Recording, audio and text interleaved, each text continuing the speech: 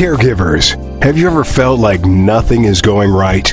Well, cheer up and welcome to Dave, the Caregiver's Caregiver radio program, where you'll learn how to avoid that dreaded thing called caregiver burnout and how to survive the grieving process. Join Dave and his guests now as they share practice tips and tools that you can start using immediately to help get you through this day. Now, here's your caregiver host, Dave Nassani. From Los Angeles and New York City, a big LA and Big Apple, welcome to all my listeners out there in Radioland. I am Dave, the Caregiver's Caregiver at caregiverdave.com, along with my lovely co-host Adrian Gruberger at thecaregiverspace.org.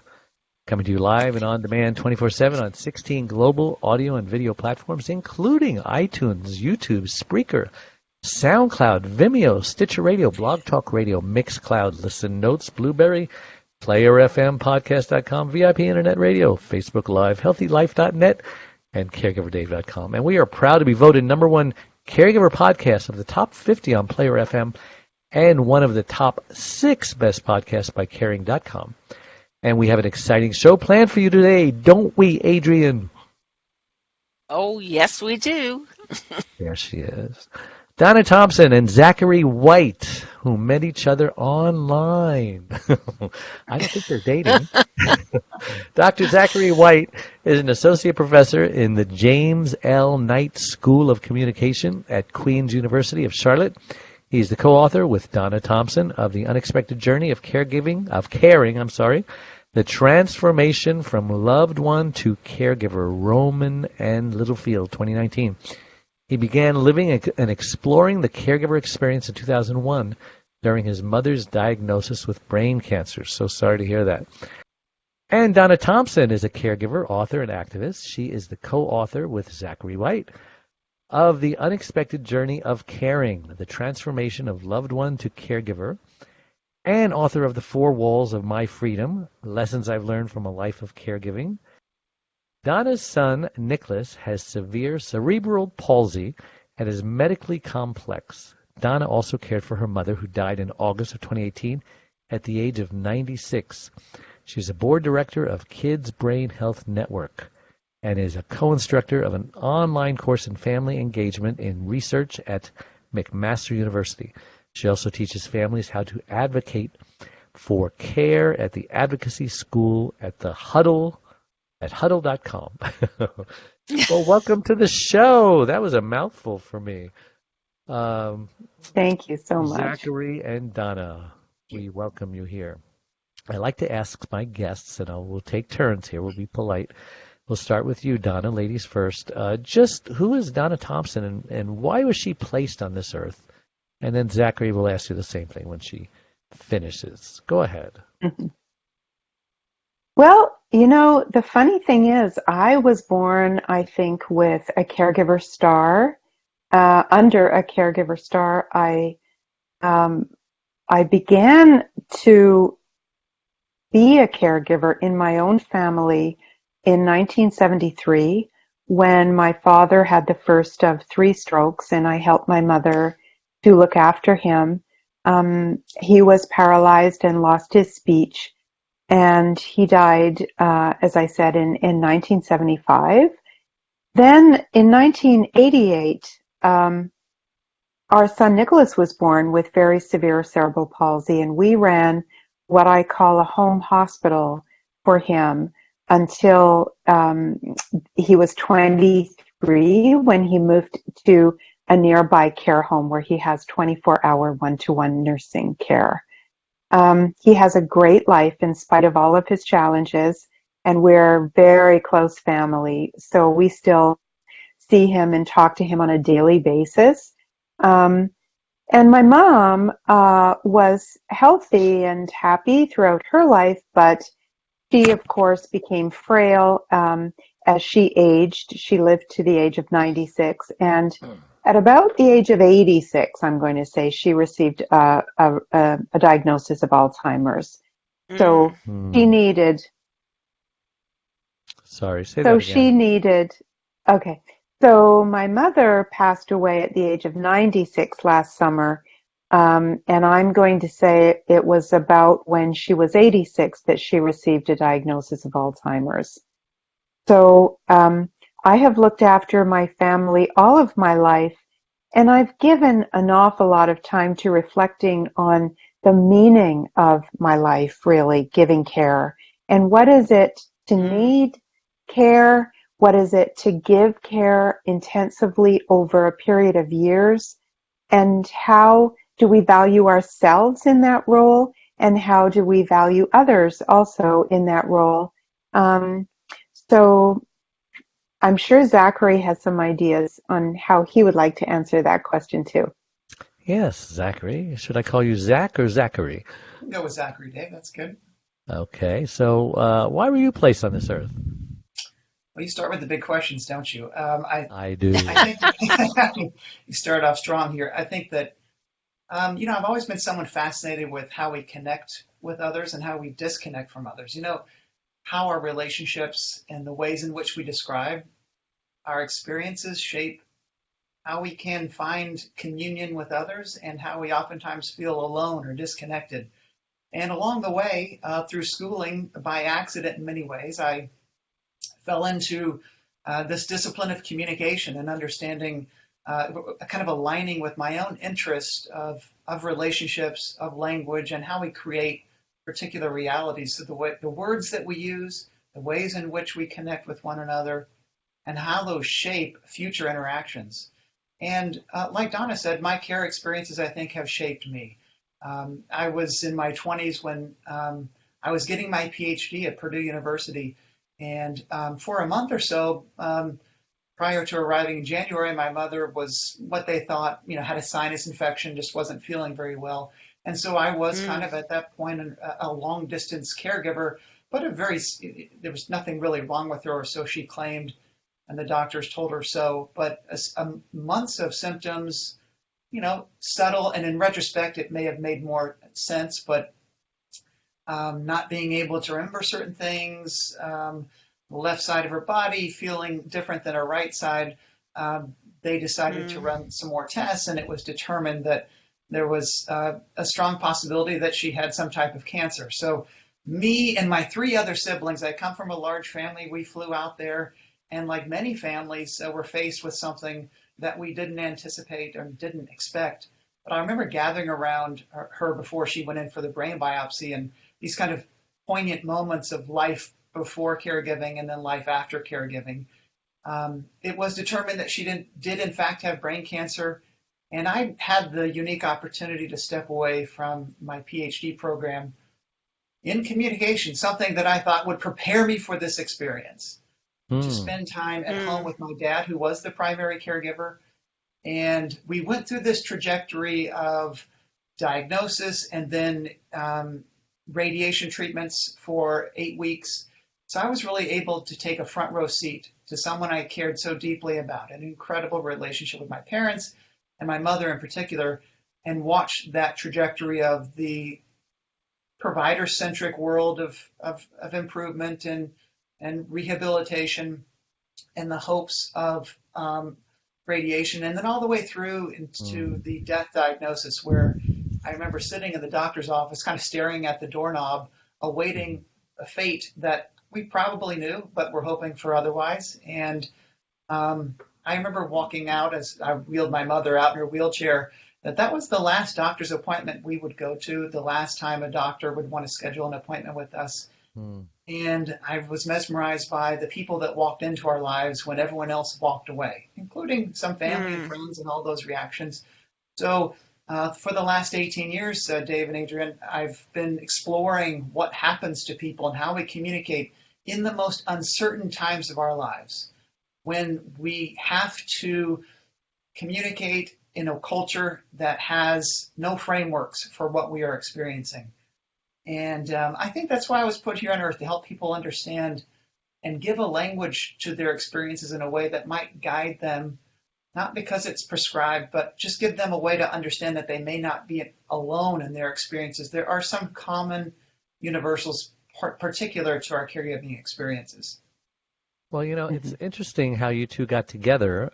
First of all, you haven't even met each other in person. This is probably the closest you've ever gotten right here on the same screen. But what was it that when you met each other, and I don't explain how you met each other, that you realized you had a similar passion, and then to go to the next step and say, well, let's write a book together. I mean, that just doesn't happen, does it? It did. Kind of like love. It just happened. Yeah. It's funny. Zachary blogs very beautifully and poignantly on his site, The Unprepared Caregiver. And what he was talking about, the transformational moments that turn you from a normal relationship, daughter, son, sister, brother, wife, husband, to a caregiver. This idea of personal transformation was very fascinating to me. I come from a background of, my first book was really quite a lot of philosophy and economics about the value of people who will never be employable because of their disabilities or their chronic disease or whatever. And I did a deep dive into how people like my son are very valuable human beings, and what the social contract with people like him and our family should be to help us support him to have a good life. So really, in my heart, I am a doer. I am looking for, okay, so what are we going to do about this? What are 10 things I can do today to make everything better in my family? So I'm the pragmatist, I'm the action girl, I'm, basically about finding solutions in the community and navigating healthcare and all the rest. And so Zachary and I, in conversation, I think, and Zachary, chime in here to add or correct me if I'm getting this wrong. I think we felt that having the language to describe our caring experience could enable us to have a life story for ourselves that makes sense with caregiving in it as opposed to separate from. Caregiving is not separate from our lives. Like our lives, our real lives aren't going to start suddenly magically after the person we love dies. That would be like saying, I'm going to stop being a parent one day. We are fundamentally and permanently transformed by this role that is so complex in our family. And I am transformed absolutely by it. So I began to think that there was a connection between the language to express the life story, changed identity, and then acting differently and finding solutions with wisdom, with the vocabulary to express our needs, to know what we need, and to be a very effective, wise caregiver. So that's sort of the idea that we had. Zachary, I know you've got something to say here. No, I mean, you're right on, Donna. I was moved by Donna's work at the Caregiver's Living Room and her prodigious advocacy across the care spectrum. I saw someone who was connected and connecting to people and ideas. And I was so moved by that because I saw someone living in principle what I think is the ideal in terms of creating community in online worlds. That's as close as I've gotten to Donna in terms of online worlds, but it's as real and as vivid and as important and as meaningful. And as Donna said, it kind of complemented our work. I kind of come at it from a perspective of how the self has changed and transformed from identity-wise and relationships. But what I didn't have was what Donna really provided, which was deep thinking and understanding of how people can advocate for themselves and their families in meaningful ways, and how that advocacy can transform not just your own situation, but others' situations. And so we saw our work complementing one another in so many different ways. And we really had a similar goal. Our goal was to provide for caregivers what we hoped would be provided for us: meaningful, devoid of cliche, significant. Start with the premise that caregivers are the experts of their own situations, and yet there is a commonality to the experience, that we can find something in common that will bind us together, that doesn't deny our individual circumstances, that recognizes that caregiving doesn't exist in isolation. It is situated in culture, and we face similar challenges, and we can learn and lean on each other in ways that are purposeful and meaningful. And so from that point of commonality, it has driven us all the way through, and it is kind of the center of our core. It is our North Star, I think, as we work and as we think through it. And, it always is nice to start with your co-author as someone you deeply respect because of her experiences and the ways in which she is the doer and the thinker in so many different ways. Yeah. Well, let's get down to the brass. Oh, you want to say something, Adrian? I wanted to say something. The interesting thing about being a doer, not a fixer, because this is caregiving is not something you can fix. And you've gotten that. I know you've gotten that, but not everybody does. A lot of men think, that they're in that mode of thinking that they can fix everything. Well, got to get over it. Are there any female fixers out there, do you think? Oh, I'm sure there are. Okay. You were just making a generalization. No, men, statistically, more men will leave a caregiving situation because they can't fix it. Right. No, you're right, Adrian. And I think, I always joke that the quickest way to clear a room is to have someone crying or in a situation that you cannot fix. And typically the male's tolerance for that ambiguity or uncertainty is much lower, as you're talking about. And it is amazing. And caregivers then, preemptory kind of isolate themselves from those who can't be in the company of others who, our situations need not to be fixed. No one is calling out to absolve us of our situations as much as to be listened to be leaned on, to provide a way forward that accounts for what we're living with rather than denying that reality. Yeah. Right. The only way it's really fixed is when the one you're caring for, passes on. But then a lot of times it's not fixed because the person has so engulfed their identity into being a caregiver. Now they're depressed because they don't know what to do. And many of golf. Yeah, that's why Adrian has a group for after caregiving, because they talk about all sorts of things. It doesn't just end like that. It's not just fixed by a death, So what can your readers expect to learn from your book together that you wrote? I hope that readers will read the first half of the book, which is about which Zachary wrote, and it's about those transformational moments of who am I now that I have taken on this role. I feel like a different person. I don't function with my friends or my extended family in the same way anymore. And I hope that people will read that and say, oh my gosh, so much of this is true for me. So then I hope they ask themselves, okay, now that I understand this a little bit better,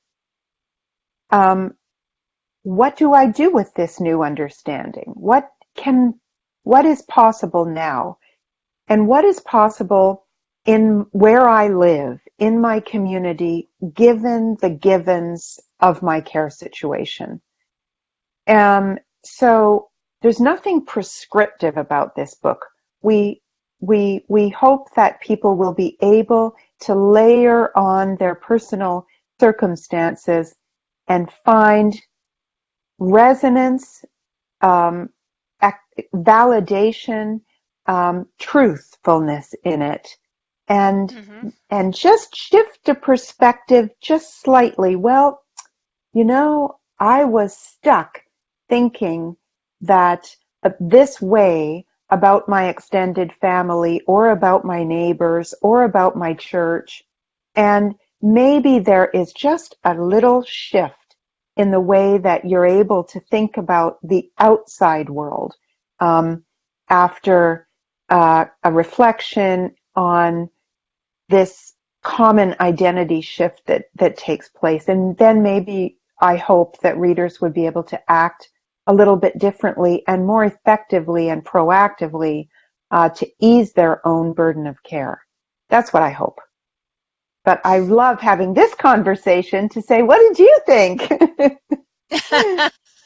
Yeah. I'm interested in the title, The Unexpected Journey of Care, the transformation from loved one to caregiver.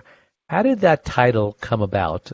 And what would a prospective burned out caregiver, how would they be attracted to that title to say, oh, this is just what I need? Well, we hope, Donna and I hope that people see themselves in this title because no one really expects a life of caring. It is a strange thing, even though inevitably we all know we care for people across our lives. But there are certain types of caring that are approved and encouraged, like parenting, because it's aspirational and you can anticipate a lifetime of memories and you can relive your past and you can plan in ways that situate you in ways that you would like others to see you. But when it comes to caring in the kinds of ways that we're talking about, caring that happens in the informal spaces of our lives in which our lives are interrupted in ways we could not have anticipated, and we surely don't dream about lives that are embedded or embodied in relationships, I think that's what we're after here, and that transformation from loved one to caregiver, I think is the kind of key point here across all of our chapters. No one walks into a caring situation without a pre-existing relationship. And Right. Donna and I spend all of the chapters talking in some way or another about that, because that is the lens by which we see everything. When love meets care, everything changes. That makes sense. I see that, Dave, in you and Charlene all the time. I see that. I mean, I know that Charlene has had her disability for a long time. 22 years. But I look at the picture behind you there. I see a pre-existing relationship there. I see the love of a married couple. We had a fairy tale storybook romance for 22 years, and then all of a sudden, can that be broken? Can that be changed? Apparently not. We go on in the new normal because we have that foundation. Yeah, you're absolutely right. Well, listen, it's a good time to take a break, so we will be right back. Don't go away. Dave Nasani, the Caregiver's Caregiver, has just released his 6th book entitled It's My Life Too.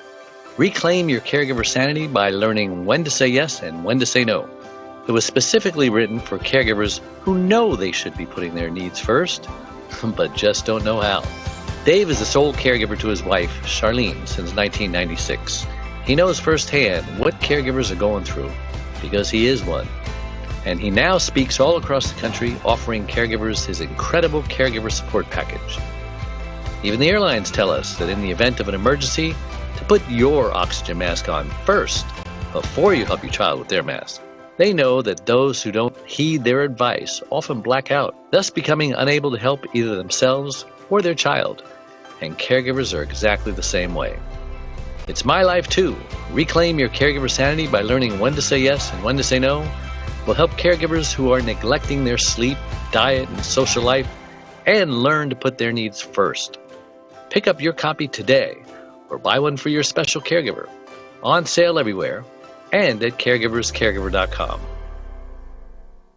And we're back with Zachary White and Donna Thomson and my co-host Adrian Gruberg. I'm Dave Nasani on the Caregiver Dave Show, and we're talking about the book, The Unexpected Journey of Care, The Transformation from Loved One to Caregiver.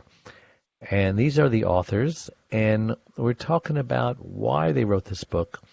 I wanted to ask you, why is a caregiver identity important? I mean, it happens so quickly. All of a sudden, I'm a gas station guy. The next day, I'm a caregiver. Didn't even know what the word meant. People told me I was a caregiver. I says, what? I'm not sure when I took on that identity of caregiver because, number one, it was a negative identity. Who wants to be identified with a negative term or word like that? Talk about the process of, I guess it's a form of denial. This isn't happening to me. This is just a speed bump. We're going to be okay. She's going to be fine. She'll get out of the hospital. We'll go back to our normal way of life. And the days turn into weeks, into months, into years, into decades. Where do we kind of realize and accept what we're going through? We are a caregiver. Well, it's funny you should say that. I think you're going to say the same thing as me. Ahead, Well, I was just going to say the first title that we really wanted for our book is I Am Not a Caregiver with a stroke through the word not. Yeah, I like that. I know, so did we. But the publisher didn't. They said they can't sell. Oh, the publisher. What do they know? I know. But Zachary, take it away. No, I mean, Maybe Dave, on your second printing, you might want to, that's right. Yeah. Really, I can tell you stories about publishers and what they think, and they're not always right. Speak from experience. Yeah. And your comment, Dave, is so right on in so many ways about one thing that caregivers universally have is most of us at some point deny the fact that we are caregivers because, as you say, who wants this title? I mean, this title doesn't open doors for people. It doesn't get you acclaim. It doesn't get you standing ovations. It doesn't get you more money. It doesn't fulfill what you thought your life was supposed to be. And so it's kind of a rational idea to feel that this kind of label, this moniker of caregiving is like a sweater that fits too tightly on a warm summer day and you feel constricted and it can't breathe and yet you feel trapped by it more than anything else. In large part because for too often the label of caregiving is defined by others and what others believe caregiving is like. And it doesn't allow people to define or see themselves as part of something else. I mean, when we go off to college or we join a workplace, we get some type of identification with the organization. We get to wear the sweatshirt or the hat. If we go to a college, we get to root for a team. There is no such analogy when it comes to caregiving because everyone identifies with their loved one or identifies with a particular disease or condition or situation, and that is all valid. At the same time, I think we deny the commonalities that bridge us together and help us understand that this is a role and this is a relationship. And like any role and relationship, we like to have there are some commonalities to the experience that help us understand where we are, where we might be going, and how we might get help from other people. Mm-hmm. Yeah. I just want to add too to that I also think that the word caregiver, it can be a threat to the relationship. I mean, when you think of spousal caregiving, for someone to self-declare that they are a caregiver, you have to be pretty okay, the two of you, and Dave, you're the expert, but I think you have to be pretty, you have to be pretty okay with publicly declaring to each other and to the world at large and to yourselves that dependency needs are not something bad, that bathing your spouse, it can still be a romantic. It doesn't eliminate the romantic life. There are so many tasks where when you are performing care more than you're having other aspects of your relationship, more than you're having conversations with someone, that you're doing more care than you are other things that define your relationship. then I think there is a tipping point there where people say, it is now time for me to use this word, which I don't like, in order to get something that I need. And it is the only word that we really have today. So, yeah, you agree, Adrian? Well, I think, like in England and I think in Canada, the people use the word carer rather than caregiver. And that's really what it is. You're showing care. yes. And that's what I did. I mean, but I knew that there was a name for it. So, but I did it because I cared. And what Of happens to course. it, because it happens in the home and in the informal spaces of life, it becomes tainted and loaded with all of these meanings. It becomes a shorthand for insignificance and devalued and marginalized and forgotten and untranslatable. And you're not a professional. You're not a nurse. You're not a doctor. It also trespasses across all other components of yourself, like Donna was talking about. I mean, it respects nothing. It crowds out those pre-existing relationships and threatens how you see yourself and forces you, beyond what we would ever choose, to start to redefine the lines of how you're going to interact with someone. Even as you know, if you acknowledge the label of caregiving, many people believe you're also acknowledging the end of something else. And so there's quite a bit of mourning that goes with this label, but it's almost always private because people on the outside don't recognize that, well, you're still a spouse, or that's still your dad, or that's still your son, or yes, and so what the caregiver's oftentimes reconciling the same and different, the different and the same. Right. And you can't help but feel lost and confused, partly because this role isn't played out. It's not kind of fleshed out in the ways that we're talking about now. And there are certain gifts that caregivers need to have, and not everyone has them. I mean, I'm not the perfect caregiver. I'm impatient. I'm not known for my compassion and my empathy and my sympathy. But then part of that is because I'm a man. I've learned these things, but they don't come natural. It's hard work to be compassionate for me and empathetic, to feel someone else's pain. What do you say to guys like me? Well, obviously I'm doing a good job because my wife has a smile on her face and joy in her heart, and we're getting along. For a couple of years we didn't get along. We almost split up because the anger of the grief and you always hurt the ones you love, the ones you shouldn't hurt at all, and you're the only one there to get hit over the head with the baseball bat, the proverbial one. But I'm glad I hung in there because I almost didn't. But it was our vows and who I am and my integrity that kept me there, not knowing if it would ever get better. But thank God it did get better, and in fact it got great. That's wonderful. Yeah, I think that I don't know. I talk to caregivers all the time, and I don't know if I've ever met a single person who hasn't had a moment where they thought anybody could do this better than me. I really need to leave now. And I if you're certainly feeling that's normal. Absolutely. Yeah. And the thing that is required of us is simply to stay and abide with and somehow get through that, that utter hopelessness and keep breathing, and that there is something on the other side of that. You don't ever know quite what it is, but,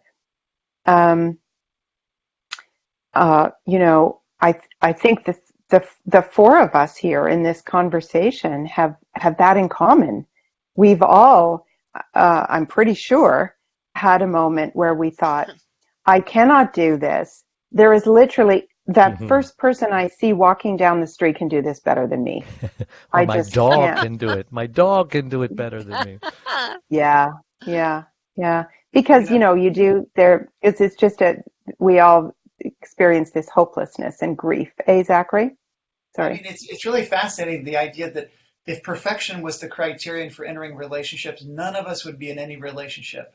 And I always marvel at the fact that we don't have that same precondition for marriage. We don't have that for a sibling relationship. We recognize our faults while we're in the relationships, or we negotiate those as we go. And that goes back to the question about why caregiving title, accepting it, is somewhat important, because it does invite you in a way to be different with the person that you love. If you resist the caregiver label, what happens is you can convince yourself you don't need to be different and things don't need to be renegotiated. And oftentimes, even the person that you are caring for may not be able to renegotiate. I mean, they may be incapacitated, but I'm talking about your own scripts for what should happen and what can happen and what is happening. That's the kind of negotiation and the kind of deliberation that oftentimes happens one-sided. And those are the conversations of, oh my gosh, I'm terrible at this. I'm horrendous at this. I don't want to be in this. And, we oftentimes have those discussions with ourselves and by ourselves. And that's why not having the label prevents you from reaching out to people who might help give you an understanding and perspective that you alone can't get. Mm-hmm. Yeah, I absolutely agree. Why do caregivers burn out? I mean, is that just they're on this path that it's a dead end road, and that's where they all end up, in this big garbage pile heap at the end of this dead end road? Is there a way to not go down that street before you reach the end? Anybody? Yeah, Donna, don't all jump in at once. I'll start, and then Donna can fill in significantly here to add to what I'm going to say. But I think that burnout is inevitable in any role or relationship in which there is no way to ascertain quality, or there's no way to understand when you have arrived at knowing if you're good at it or not. We've talked today about, I don't know if I'm good at this. Well, that's partly because there are no boundaries to this role. And, the World Health Organization this year talked about that for the first time, that workplace burnout is official. It's real. So it's been medicalized. It's real.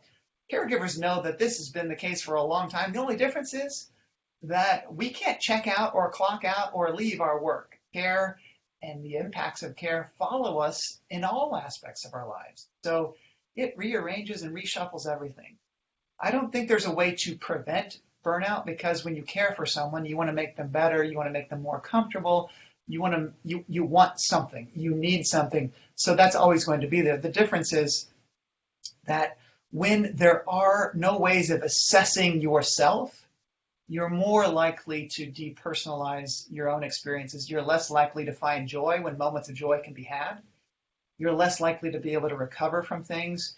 You are more likely to minimize your own value and what you're doing and how you're being with your loved one. But Donna, burnout is inevitable at some level, is it not? You both have experienced it, right? Yeah, yes, definitely. For sure. I definitely experienced burnout. And what Zachary just said about,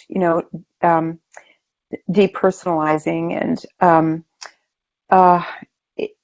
I do think that if I would have appreciated our book a lot earlier in my own caregiving journey, because one of the things that I think I would have learned from it, or been able to reframe my own experience, was the idea that your perception of reality, it doesn't have to be fixed. For example, respite. You can have respite in the same room with your loved one.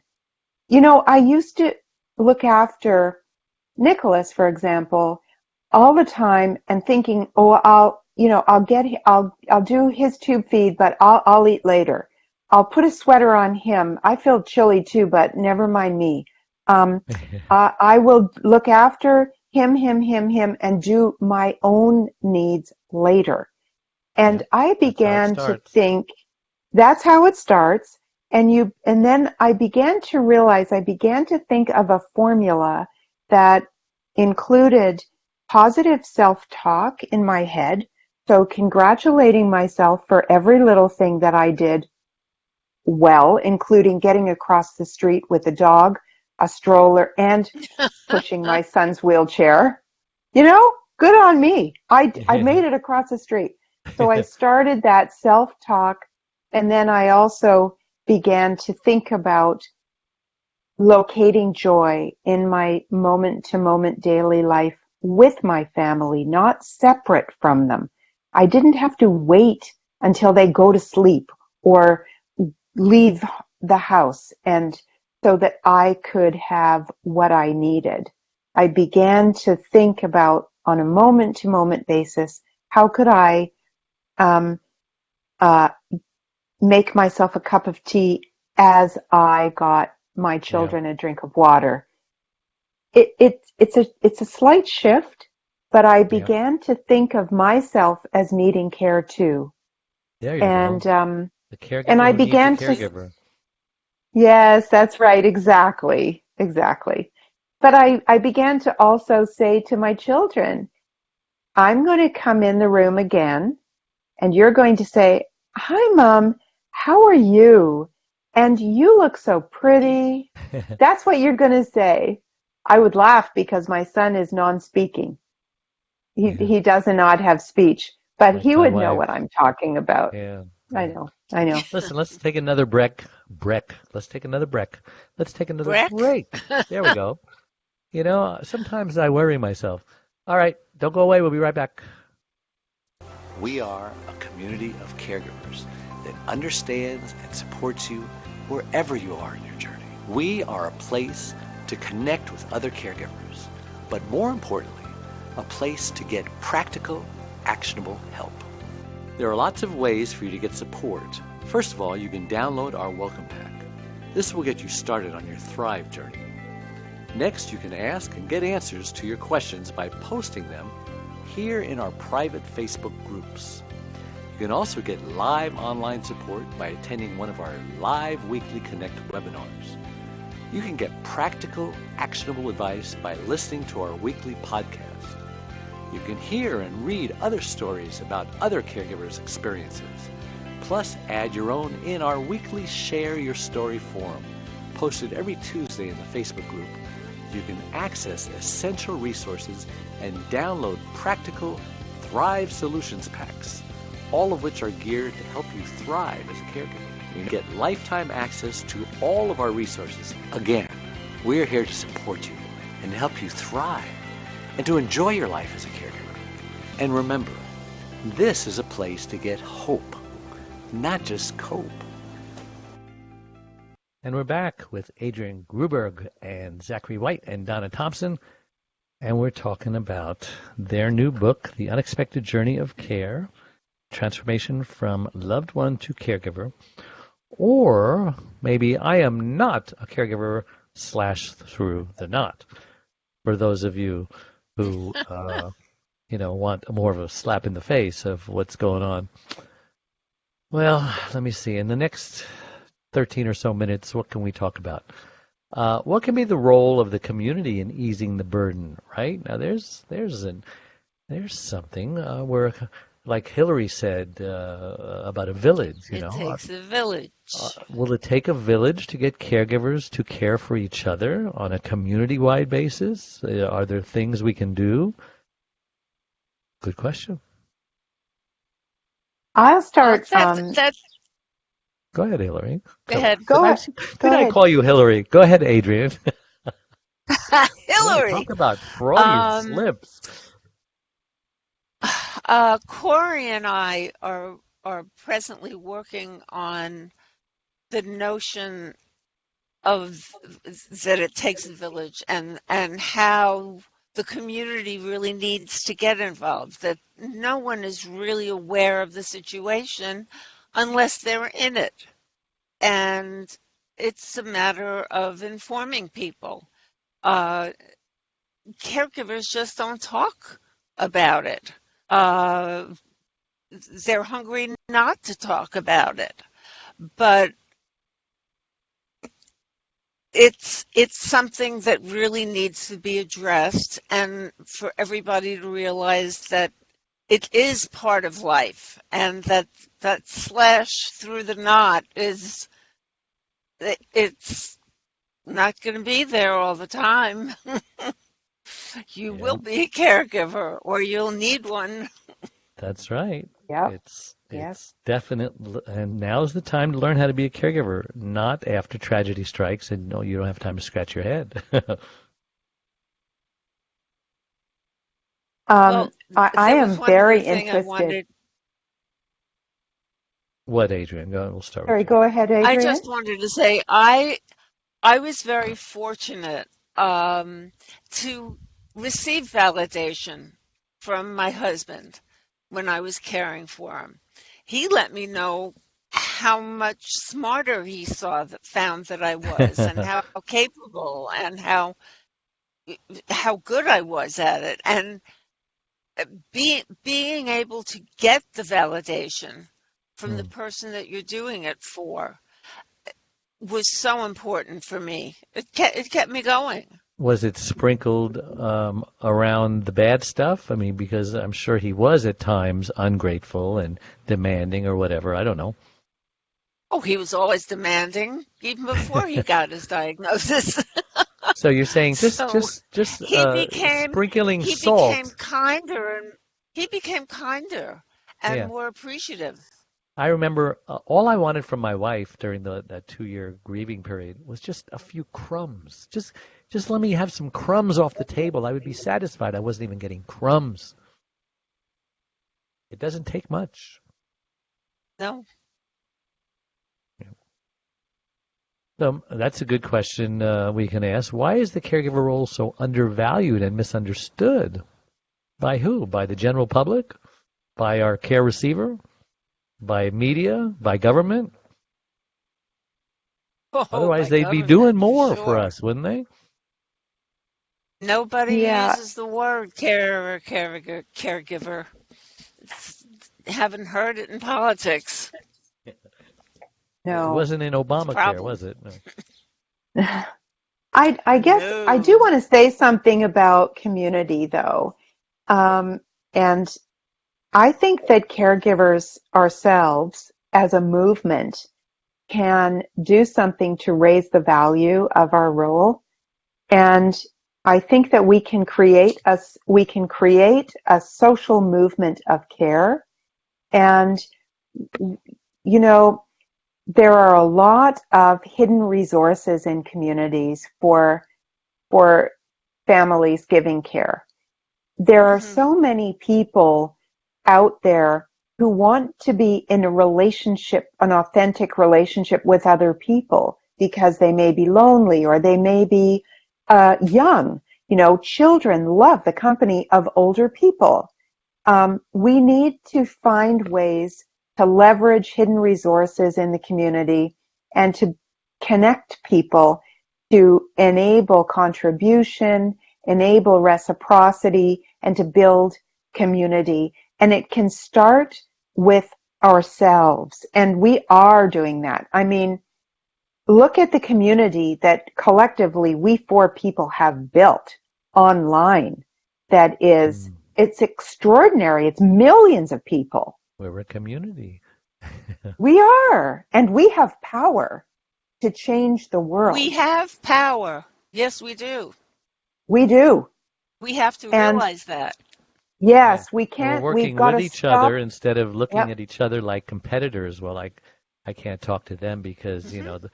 some of my caregivers might go over to them and my community might be diminished. And that's how some people think in this community, Well, yeah, unfortunately.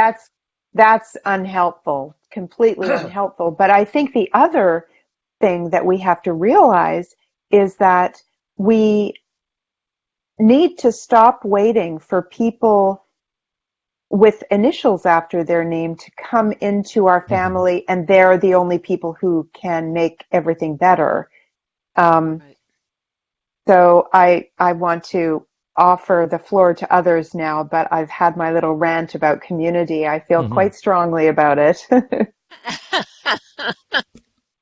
think that's powerful, Donna, and you live it, and you're right. The communities that have been created here and a part of this wonderful podcast audience, I mean, it's powerful and it's palpable, and there is something in common that we all make certain assumptions about our experiences because we're the only group that can make those assumptions at some level that we don't find offense for. So there is a bridge, though, to outsiders that we have to begin to make, and that is part of the project of the book, to begin to create a vocabulary from the inside out, not from the outside in. Those cliches, those misunderstandings, those misperceptions about our everyday experiences hurt and harm us because they deny not simply the challenges, but also the ways of being with others that we can teach and show others that, frankly, in our culture we need, as Donna was alluding to.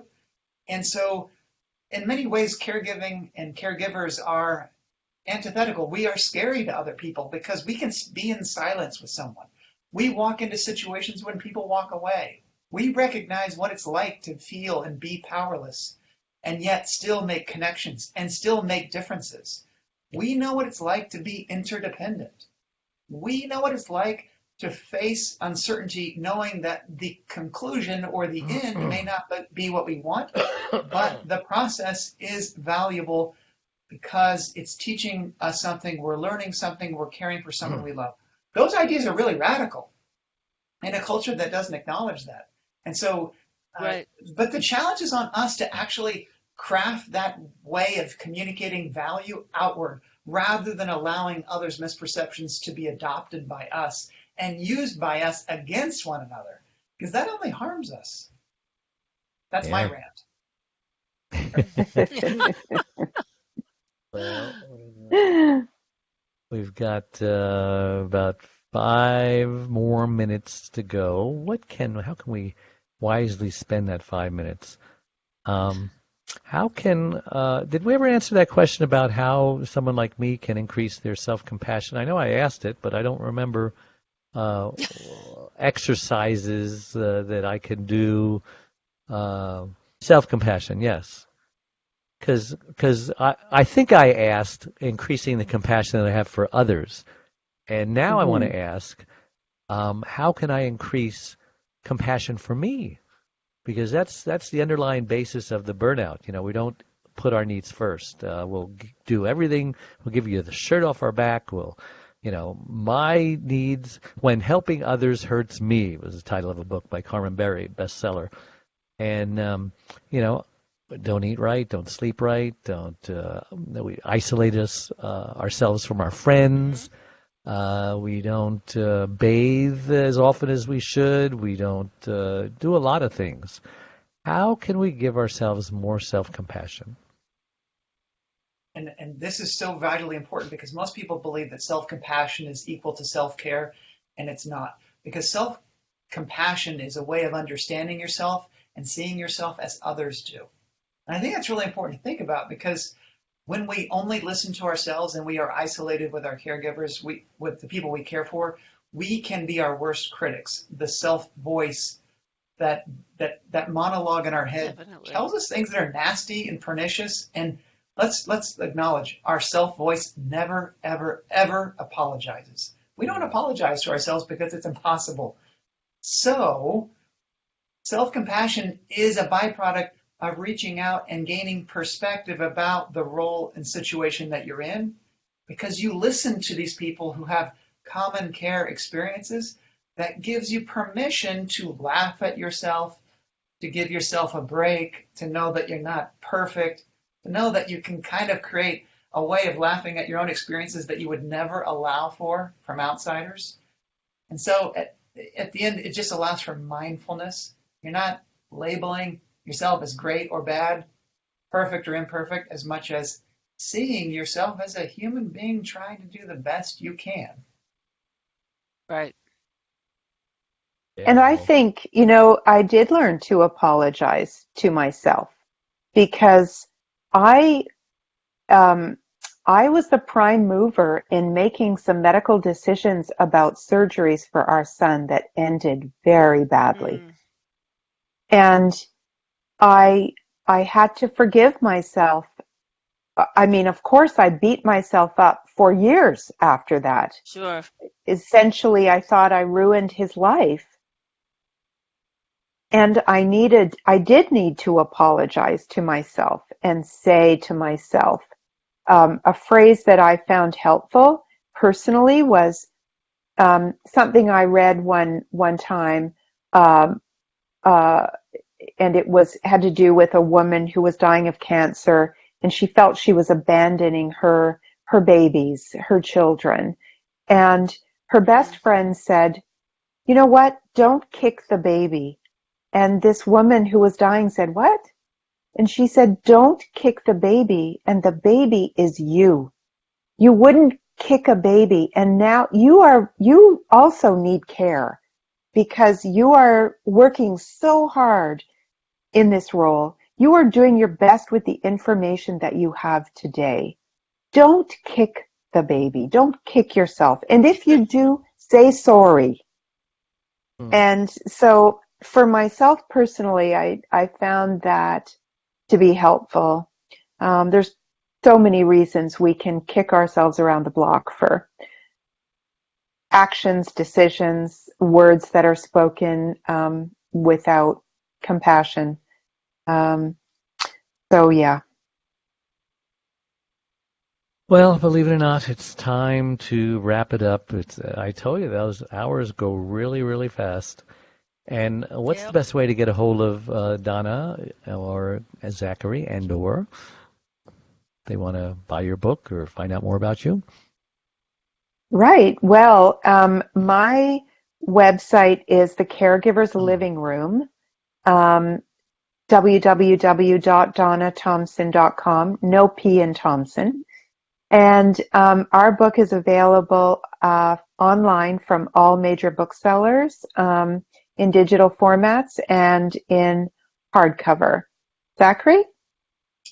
Yeah, you can find my work at The Unprepared Caregiver, and you can see Donna and I interacting on our Twitter presence as well as Facebook and others. And, one question that people ask is, what can I do for someone that I know is going through caregiving? And our response is, if you want something to do, we would encourage you to be something. Read it, hand it, give it to someone that you care for or know about who's caregiving, because it shows an attempt to understand their experiences and walk into their world.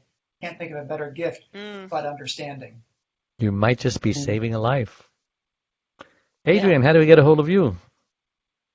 It's Adrienne at thecaregiverspace.org, and the website is thecaregiverspace.org. Once you're there, all the links to social media. Okay. And the Facebook communities. Well, I'm caregiverdave.com, and in addition to offering 3 free gifts just for visiting the site, tonight we're doing something special. We're having our very first Zoom conference call or group chat to just really connect with the caregivers. I've sent out invitations to all you people. If you're able, it's at 9 p.m. for 40 minutes Eastern Time, and I don't know who's going to show up, who's not going to show up, how big it is, but it's our first one, so I guess we'll find out. So if you can go, great. If you can't, then root that we had a good time. Thank you so much, and I appreciate everything that you guys contributed so much, and we'll be seeing you soon. Goodbye. Thank you so much, everybody. Thank you. Thank you.